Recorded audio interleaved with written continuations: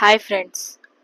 On duty డాక్టర్ని rape చేసి కిరాతకంగా చంపిన ఘటన కలకత్తాలో చోటు చేసుకుంది. మౌనమిత అనే ఈ అమ్మాయి జూనియర్ డాక్టర్గా ఏఐజీ హాస్పిటల్లో పనిచేస్తుంది. ఈ అమ్మాయి కోసం కలకత్తా మొత్తం ఒకటైంది. దేశమంతా ఈమె కోసం ప్రొటెస్ట్ చేస్తున్నారు. కానీ ప్రొటెస్ట్ చేసి ఆ అమ్మాయి ప్రాణమైతే మనం తిరిగి తీసుకురాలేం. కానీ జరిగిన ఘటన చాలా దారుణమైనది. ఈ ఘటనలో చాలామంది నేరస్తులున్నారు. ఈ సంఘటనలో విక్టిమ్‌ని చంపి సూసైడ్‌గా క్రియేట్ చేయాలనుకున్నారు. కానీ వీలు కాలేదు. అందుకోసం సంజయ్ రావత్ అనే ఒక వ్యక్తిని అరెస్ట్ చేయడం అయితే జరిగింది. ఇప్పటి వరకు అతను అన్నీ ఒప్పుకున్నాడు. తనే రేప్ చేసినట్టు, తనే చంపినట్టు ప్రతీదీ. సెమినార్ రూమ్‌లో పడుకున్న ఈ అమ్మాయిని అత్యంత దారుణంగా రేప్ చేసి అతి కిరాతకంగా చంపాడు.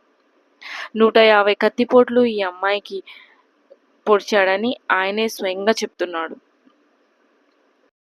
సంజయ్ రావత్ అనే హంతకుడు రేప్ చేసి చంపి ఇవాళ అంటున్నదేమంటే, ఉరి తీసుకుంటారా తీసుకోండి, అవును నేనే చంపాను అని నిరభ్యంతరంగా అంటున్నాడు.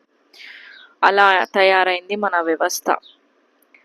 ఒక ఆడపిల్లను చంపి అతి కిరాతకంగా ఇలా చేసి భయం లేకుండా మాట్లాడడానికి కారణం మన ఇండియాలో ఉన్న వ్యవస్థ, ఇక్కడ ఉన్న చట్టం. ఒక్కసారి ఆలోచించండి. వాడిని నడి రోడ్డు మీద ఉరివేసి లేకుంటే షూట్ చేసి చంపేయండి. అంతేకాని వాడిని జైల్లో పెట్టి మేపొద్దండి. వాడు డైరెక్ట్గా ఒప్పేసుకున్నాడు నేనే చంపానని. మరి ఇప్పటికీ ఇలాంటి హంతకులకు శిక్ష వేయండి. నలుగురిలో తెలియజేసేలా చేయండి. నలుగురిలో ఈ పని చేస్తే ఎలాంటి శిక్ష వేయాలో అలాంటిది వేయండి. ఆన్ కెమెరా వేయండి. వాడు ఆన్ డ్యూటీలో ఒక డాక్టర్ని చంపాడు. అందుకనే ఆన్ కెమెరా వాటిని ఉరివేయడం అదంతా జనాలు చూడడం జరగాలి. అప్పుడే చనిపోయిన ఈ అమ్మాయి మళ్ళీ రాదు. కానీ వాడికి వేసే శిక్ష ఈ అమ్మాయి మనసుని, ఈ అమ్మాయి ఆత్మని శాంతింపజేసేలా చేయాలి. అందుకనే రిప్ మౌనమిత అండ్ జస్టిస్ మౌనమిత. ఓకేనా ఫ్రెండ్స్, బాయ్.